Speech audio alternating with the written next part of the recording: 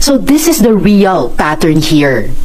After testifying in the Senate, witnesses are harassed and threatened, and then suddenly flipped. So let's call this what it is: witness tampering, fake news, psychological warfare.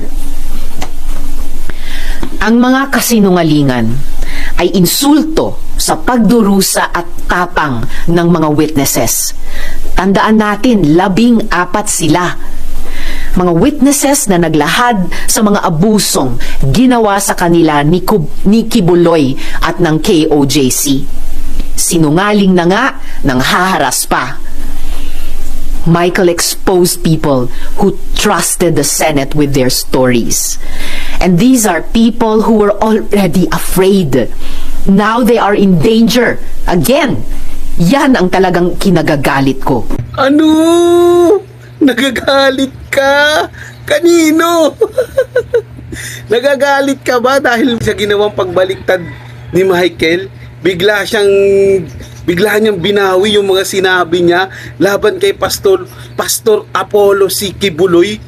Tapos sasabihin mo si Pastor yung sinungaling dahil naniwala ka sa 14 mong testigo.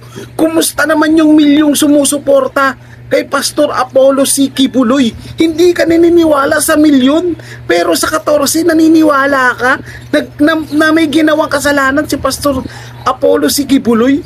Diba? Tapos sasabihin mo insulto sa mga witness mo.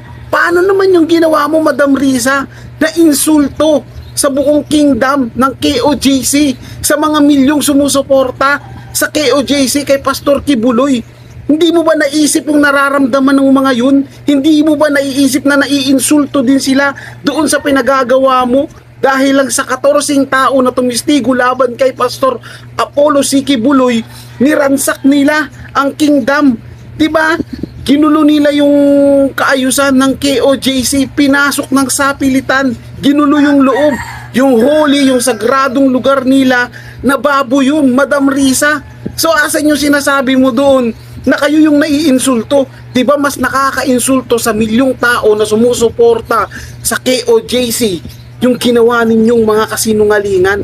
Tapos ngayon, lumabas yung isang witness na pinabulaanan yung sinasabi mo, sinungaling yung witness na yun. Eh bakit noong kakampi nyo pa siya, naniwala kayo sa kanya kung sinungaling siya? Diba? Ang tinday mo, Madam Risa. Salamat kayo, ha? Hindi.